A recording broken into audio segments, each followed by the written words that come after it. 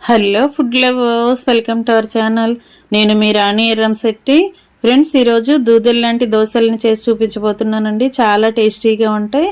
మనకి పప్పు నానబెట్టుకుని, బియ్యం నానబెట్టుకుని, కడుక్కుని, రుబ్బుకునే టైం లేనప్పుడు చాలా సింపుల్గా 10 నిమిషాల్లో ఈ దోశలను చేసుకుని తినొచ్చండి. చాలా టేస్టీగా ఉంటాయి. దానితో పాటు చట్నీ కూడా చేసి చూపిస్తానండి. వీడియోని మధ్యలో స్కిప్ చేయకుండా ఫస్ట్ నుంచి లాస్ట్ వరకు చూడండి. ఎలాంటి మినప్పప్పు బియ్యము లేకుండానే ఈ దోశల్ని ప్రిపేర్ చేసి ఫ్యామిలీకి సర్వ్ చేయొచ్చండి. మనం ఎక్కువగా బిజీగా ఉన్నప్పుడు 10 నిమిషాల్లో సింపుల్గా ఈ దోశలను వేసేసుకుందాం. మీరు వీడియోని మధ్యలో స్కిప్ చేయకుండా ఫస్ట్ నుంచి లాస్ట్ వరకు చూడండి. అలాగే నా ఛానల్ని ఫస్ట్ టైం వాచ్ చేసిన వారైతే సబ్స్క్రైబ్ చేసుకుని పక్కనే ఉన్న బెల్ బటన్ని కూడా క్లిక్ చేయండి. నేను పెట్టబోయే రెసిపీస్ అన్నీ మీ ఫోన్కు నోటిఫికేషన్కి వస్తాయి. ఓపెన్ చేసి చూడండి. అలాగే రెసిపీస్ కానీ ప్రాసెస్ కానీ నచ్చినట్లయితే మీరు కూడా కుక్ చేసి ఫ్యామిలీకి సర్వ్ చేయండి. ఫ్రెండ్స్, మినపప్పు బియ్యము నానపెట్టుకోవటం, రుబ్బుకోవటం చాలా శ్రమ అనిపిస్తుంది కదా. అంతేకాకుండా నేను చూపించబోయే ప్రాసెస్తో ఈ దోశలను తిన్నారంటే వెయిట్ లాస్ కూడా అవుతారండి. చాలా టేస్టీగా ఉంటాయి. ఇంకా ప్రాసెస్లోకి వెళ్ళిపోదాం. ఒక జల్లెడ తీసుకోండి. దానిలోకి కప్పు నిండా మరమరాలు తీసుకోండి. నేను 4 కప్పుల మరమరాలతో దోశల పిండి అనేది గ్రైండ్ చేయబోతున్నానండి. అడుగున ఒక గిన్నె పెట్టుకొని ఈ మరమరాలని వాటర్ పోసుకొని కొంచెంగా వాటర్ పోసుకుంటూ కడుక్కోండి. వీటికి డస్ట్ అనేది ఉంటుంది కదా, అదంతా కూడా కిందకు వచ్చేస్తుంది. ఇలా క్లీన్ చేసుకున్న తర్వాత అవన్నీ కూడా ఒక గిన్నెలోకి వేసుకోండి. మరలా 2 కప్పుల మరమరాలని వేయబోతున్నానండి. మొత్తం 4 కప్పులతో పిండి అనేది రుబ్బబోతున్నాను. వీటిని కూడా బాగా కడుక్కోండి. ఇలా కడుక్కున్నట్లయితే వాటర్ అన్నీ కూడా కిందకు వచ్చేస్తాయి. ఇలా క్లీన్ చేసుకున్న తర్వాత ఇవి కూడా గిన్నెలోకి వేసుకోండి. ఇప్పుడు ఇవి ములిగే వరకు కొంచెం వాటర్ పోసుకొని ఒకే 10 నిమిషాలు నానబెట్టుకోండి. నానకుండా కూడా గ్రైండ్ చేసుకోవచ్చండి. ఇలా మనకి వాటర్ పోసిన వెంటనే కూడా ఈ మరమరాలు అనేవి మెత్తబడిపోతాయి కదా, చాలా ఈజీగా ఇవి నానిపోతాయి. ఒకసారి మూత పెట్టుకుని పక్కన పెట్టుకోండి. ఒక 5 నిమిషాల తర్వాత చూసినట్లయితే చక్కగా మెత్తగా అయిపోయాయి. ఇప్పుడు మిక్సీ జార్ తీసుకోండి. వాటర్ అనేవి ఏమీ లేకుండా వీటిని జార్లో వేసుకోండి. ఇప్పుడు 1/2 కప్పు ఉప్మా రవ్వ వేసుకోండి. సరిపడా వాటర్ పోసుకుని మెత్తగా దోశల పిండిలాగా గ్రైండ్ చేసుకోండి. టేస్ట్కి సరిపడా సాల్ట్ కూడా వేసుకుని మెత్తగా గ్రైండ్ చేసుకోండి. గ్రైండ్ అయిన పిండిని ఇలా ఒక బౌల్లోకి తీసి పెట్టుకోండి. ఇలా నేను చూపిస్తున్న విధంగా బ్యాటర్ని గ్రైండ్ చేసుకోండి. అవసరాన్ని బట్టి వాటర్ పోసుకోండి. ఒకేసారి ఎక్కువగా పోయకుండా కొంచెంగా పోసుకుంటూ మెత్తని పిండిలాగా గ్రైండ్ చేసుకోండి. అదంతా కూడా గిన్నెలో వేసుకున్నాం కదా. ఇప్పుడు 1 కప్పు పొడి బియ్య పిండి వేసుకోండి. ఈ పిండి అంతా కూడా మనం గ్రైండ్ చేసి పెట్టుకున్న మరమరాల పిండిలో కలిసే వరకు బాగా కలుపుకోండి. ఉండలు అనేవి ఏమీ లేకుండా చక్కగా కలుపుకోండి. 1 పావు టీ స్పూన్ వంట సోడా కూడా వేసుకుని బాగా కలుపుకోండి. గరిటెతో కలిపే కన్నా మనం చేత్తోనే కలుపుకున్నట్లయితే పిండిలో ఉండలనేవి ఏమీ లేకుండా బియ్యపిండి మొత్తం కూడా దోశల పిండిలో బాగా కలిసిపోతుందండి. ఇలా చేత్తో కొంచెం సేపు బాగా కలుపుకోండి. పిండిని ఒకసారి టేస్ట్ చూడండి. సాల్ట్ కానీ చాలకపోతే యాడ్ చేసుకోండి. బియ్యపిండి వేసాం కదా. ఇప్పుడు ఒక 5 నిమిషాల పాటు పిండిని నానబెట్టుకుందామండి. బాగా నానినట్లయితే దోశలు అనేవి చక్కగా వస్తాయి. ఈ లోపుగా మనం చట్నీ చేసుకుందాం. ఎప్పుడు పల్లీ చట్నీ, పుట్నాల చట్నీ, కొబ్బరి చట్నీ చేస్తాం కదా. ఈసారి నేను వంకాయ ముక్కలతో చట్నీ చేసి చూపించబోతున్నానండి. టేస్ట్ చాలా బాగుంటుంది. వంకాయ ముక్కల్ని రౌండ్గా కట్ చేసుకుని సాల్ట్ వాటర్లో వేసుకోండి. ఇప్పుడు ఘాటుకి తగ్గట్టుగా ఎండుమిర్చి తీసుకోండి. 1 టేబుల్ స్పూన్ ధనియాలు తీసుకుని వేసుకోండి. పావు టేబుల్ స్పూన్ జీలకర్ర కూడా వేసుకోండి. ఇప్పుడు స్టవ్ ఆన్ చేసుకుని కళాయి పెట్టుకోండి. 2 టేబుల్ స్పూన్లు ఆయిల్ పోసుకుని ఎండుమిర్చి, ధనియాలు, జీలకర్ర బాగా ఫ్రై చేసుకోండి. ఫ్లేమ్ సిమ్లో పెట్టుకుని ఫ్రై చేసుకున్నట్లయితే ఎండుమిర్చి అనేవి మాడకుండా ఫ్రై అవుతాయండి. ఇలా ఫ్రై అయిన తర్వాత అవన్నీ కూడా గిన్నెలోకి తీసి పెట్టుకోండి. అదే ఆయిల్లో కట్ చేసి పెట్టుకున్న వంకాయ ముక్కల్ని కూడా వేసుకోండి. మనం వంకాయ ముక్కల్ని కట్ చేసుకున్న తర్వాత సాల్ట్ వాటర్లో వేసుకున్నట్లయితే ముక్క అనేది నల్లబడకుండా, చేదు రాకుండా చక్కగా ఉంటుందండి, ఫ్రెష్గా ఉంటాయి.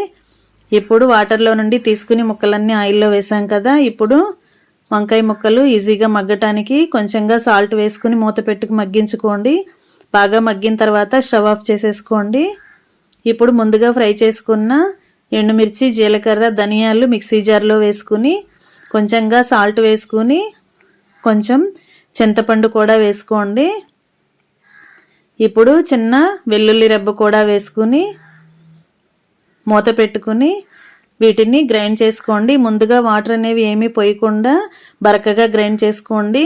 తర్వాత అవసరానికి తగ్గట్టుగా వాటర్ పోసుకుని గ్రైండ్ చేసుకోండి. ఇలా నలిగింది కదా, ఇప్పుడు మగ్గించుకుని పెట్టుకున్న వంకాయ ముక్కల్ని కూడా వేసుకోండి.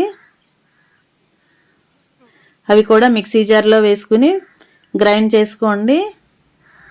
కొంచెం కొంచెంగా వాటర్ పోసుకుంటూ గ్రైండ్ చేసుకోండి. ఇలా గ్రైండ్ అయింది కదా, ఇప్పుడు కొన్ని ఉల్లిపాయ ముక్కల్ని కూడా వేసుకోండి. ఉల్లిపాయ వేసిన తర్వాత ఎక్కువగా గ్రైండ్ అవ్వాల్సిన పని లేదండి, కొంచెం బరకగా గ్రైండ్ అయితే సరిపోతుంది. ఉల్లిపాయ ముక్కలు అనేవి అక్కడక్కడ మనం తింటున్నప్పుడు తగులుతూ ఉండాలి. చట్నీకి టేస్ట్ చూసుకోండి. సాల్ట్ కానీ చాలకపోతే యాడ్ చేసుకుని మరొకసారి గ్రైండ్ చేసుకోండి. ఇంకా నలిగిందండి. ఇదంతా కూడా ఒక బౌల్లోకి తీసి పెట్టుకుందాం. ఈ నలిగిన చట్నీ అంతా ఇలా గిన్నెలో వేసుకున్నాం కదా, ఇప్పుడు చట్నీకి పోపు రెడీ చేసుకుందాం. ఒక గిన్నెలో 1 టేబుల్ స్పూన్ ఆయిల్ వేసుకోండి. ఇప్పుడు పావు టేబుల్ స్పూన్ ఆవాలు, పావు టేబుల్ స్పూన్ జీలకర్ర వేసుకుని కడిగి పెట్టుకున్న కరివేపాకు రెబ్బలు కూడా కొన్ని వేసుకోండి. మీకు ఇష్టం ఉంటే పోపు దినుసులన్నీ కూడా వేసుకోవచ్చండి. శనగపప్పు, మినపప్పు కూడా వేసుకోవచ్చు. ఇప్పుడు ఆయిల్ బాగా కాగిన తర్వాత ఆవాలు, జీలకర్ర, కరివేపాకు ఫ్రై అయిన తర్వాత స్టవ్ ఆఫ్ చేసుకుని పోపు అంతా కూడా అలా చట్నీలో వేసేసుకోండి. ఇప్పుడు చట్నీ రెడీ అయిపోయింది కదండి, దీనిని పక్కన పెట్టేసుకోండి. చట్నీని టేస్ట్ చూసుకోండి, సాల్ట్ చాలకపోతే కొంచెం యాడ్ చేసుకోండి. ఇప్పుడు గ్రైండ్ చేసి పెట్టుకున్న పిండిని చూద్దాం. వంట సోడా వేసుకుని నానబెట్టుకున్నాం కదా, ఎక్కువసేపు నానాల్సిన పని లేదండి, మనం చట్నీ చేసుకునే లోపు నానితే సరిపోతుంది. ఇప్పుడు 1 టేబుల్ స్పూన్ జీలకర్ర వేసుకుని పిండిని బాగా కలుపుకోండి. ఇప్పుడు స్టవ్ ఆన్ చేసుకుని దోశ పెనం పెట్టుకుని పెనం బాగా హీట్ అయిన తర్వాత 1/2 టేబుల్ స్పూన్ ఆయిల్ వేసుకోండి. ఆయిల్ని ఇలా పెనానికి చుట్టూ స్ప్రెడ్ అయ్యేలా చేసుకోండి. దోశ వేసుకునేటప్పుడు ఆయిల్ బాగా కాగాలండి. పెనం బాగా హీట్ అయ్యి ఆయిల్ కాగిన తర్వాత మాత్రమే దోశ వేసుకోండి. ఆయిల్ కాగిన తర్వాత ఇలా 2 గరిటెల పిండి వేసుకుని దోశని స్ప్రెడ్ చేసుకోండి. పెనం మొత్తం కూడా స్ప్రెడ్ చేయకుండా ఇలా నేను చూపించే విధంగా మాత్రమే స్ప్రెడ్ చేసుకోండి. మనం పిండి వేసిన వెంటనే కూడా హోల్స్ పడటం స్టార్ట్ అయ్యాయి కదండి, పైన ఇలా చిన్ని చిన్ని బెజ్జాలు పడ్డాయి. ఇప్పుడు 1 టేబుల్ స్పూన్ ఆయిల్ వేసుకోండి, లేదంటే ఇంతకు ముందు మనం ఆయిల్ వేసుకున్నాం కదా, ఆ ఆయిల్తోనే దోశ అనేది ఫ్రై అయిపోతుందండి, మరలా ఆయిల్ వేయాల్సిన పని లేదు. ఇప్పుడు అడుగున కొంచెం ఫ్రై అయిన తర్వాత తిరగవేసుకుని వెనక వైపు కూడా ఫ్రై చేసుకోండి. ఇలా 2 వైపులా కూడా ఫ్రై అయిన తర్వాత తీసుకుని ప్లేట్లోకి పెట్టేసుకోండి. ఫ్రెండ్స్, నా ఛానల్ని మీరు ఫస్ట్ టైం వాచ్ చేసిన వారైతే సబ్స్క్రైబ్ చేసుకుని పక్కనే ఉన్న బెల్ బటన్ని క్లిక్ చేయండి. నేను పెట్టబోయే రెసిపీస్ అన్నీ చూడండి, మీకు నచ్చితే కుక్ చేసి ఫ్యామిలీకి సర్వ్ చేయండి. ఆ దోశ పక్కన పెట్టుకున్నాం కదా, ప్లేట్లో పెట్టుకున్నాం కదా, ఇప్పుడు మరలా 1/2 టేబుల్ స్పూన్ ఆయిల్ వేసుకుని మరలా 2 గరిటెల పిండి వేసుకుని సేమ్ ఇదే ప్రాసెస్తో దోశని వేసుకోండి. ఫ్రెండ్స్, ఆయిల్ లేకుండా కూడా మనం దోశ ప్రిపేర్ చేసుకోవచ్చండి. చిన్నపిల్లలకి వేయాలి అనుకుంటే కొంచెం ఆయిల్ వేసి దోశ ప్రిపేర్ చేసి పెట్టండి. పెద్దవారు వేసుకునేలా అయితే ఆయిల్ లేకుండా కూడా ఈ దోశ అనేది చక్కగా వస్తుందండి.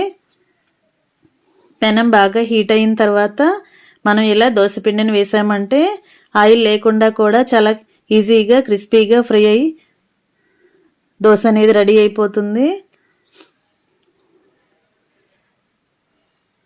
అది కూడా తీసి ప్లేట్లో పెట్టుకున్న తర్వాత ఆయిల్ లేకుండా కూడా ఒకసారి వేస్తున్నానండి.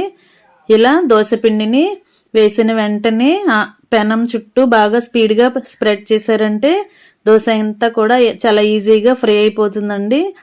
ఇలా మనం గ్రైండ్ చేసి పెట్టుకున్న పిండి అంతా కూడా దోశల్ని వేసుకుని స్టవ్ ఆఫ్ చేసుకోండి. ఇంకా సర్వింగ్ ప్లేట్లోకి తీసుకుని ఫ్యామిలీకి సర్వ్ చేసుకోవటమే. ఎంతో టేస్టీగా ఉండే మురమురాల దోశలు రెడీ అయిపోయాయి. చట్నీ కూడా చాలా చాలా బాగుంటుందండి. ఇవి రెండు మీరు ప్రిపేర్ చేసి ఒకసారి బ్రేక్ఫాస్ట్ని రెడీ చేసి ఫ్యామిలీకి సర్వ్ చేయండి. ఇంట్లో అందరికీ నచ్చుతుందండి. మీకు చూస్తుంటే అర్థమవుతుంది కదా, చాలా మెత్తగా దూదెల్లాగా స్పాంజీ దోశలు రెడీ అయిపోయాయి. మీకు వీడియో నచ్చినట్లయితే లైక్ చేయండి. ఈ రెసిపీ అనేది నచ్చినట్లయితే ఒకసారి మీరు కూడా కుక్ చేసి ఫ్యామిలీకి సర్వ్ చేయండి. నా ఛానల్ని ఫస్ట్ టైం వాచ్ చేసిన వారు సబ్స్క్రైబ్ చేసుకుని పక్కనే ఉన్న బెల్ బటన్ని క్లిక్ చేయండి. దోశ వేసుకోవాలంటే మినప్పప్పు బియ్యము నానబెట్టుకోవటం, కడుక్కోవటం, వెయిట్ చేయటం, రుబ్బుకోవటం అదంతా ఎక్కువ ప్రాసెస్ అవుతుంది కదా. ఇలా ఒకసారి 10 నిమిషాల్లో ఈ మురమురాలతో దోశల్ని ప్రిపేర్ చేయండి. టేస్ట్ చాలా చాలా బాగుంటాయండి. వంకాయ చట్నీ కానీ, కొబ్బరి చట్నీ కానీ, పల్లీ చట్నీ కానీ, లేదంటే కారప్పొడితో కూడా ఈ దోశల్ని సర్వ్ చేసుకోవచ్చండి. వంకాయ చట్నీ అనేది దోశలకే కాకుండా ఇడ్లీకి కూడా చాలా బాగుంటుంది. రైస్లోకి ఇంకా ఇంకా బాగుంటుందండి. చట్నీ కూడా మీరు ఖచ్చితంగా ట్రై చేసి చూడండి, మీ అందరికీ నచ్చుతుంది. ఇంకా రెడీ అయిపోయే స్పాంజ్ దోశలు ఇలా ముక్కలుగా కట్ చేసుకుని తినటమే. చాలా టేస్టీగా ఉండే మురమురాల దోశలు రెడీ అయిపోయాయి. మీకు వీడియో నచ్చినట్లయితే లైక్ చేయండి. మీ ఫ్రెండ్స్కి, ఫ్యామిలీ మెంబర్స్కి ఈ రెసిపీ అనేది షేర్ చేయండి.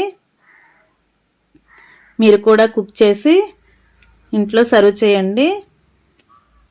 మీకు ఎక్కువగా శ్రమ అనేది లేకుండా చాలా ఈజీగా బ్రేక్ఫాస్ట్ అనేది కంప్లీట్ చేసేయచ్చండి. అంతేకాకుండా కొత్తగా కూడా అనిపిస్తాయి. Thanks for watching. నేను మీ రాణి ఎర్రంశెట్టి.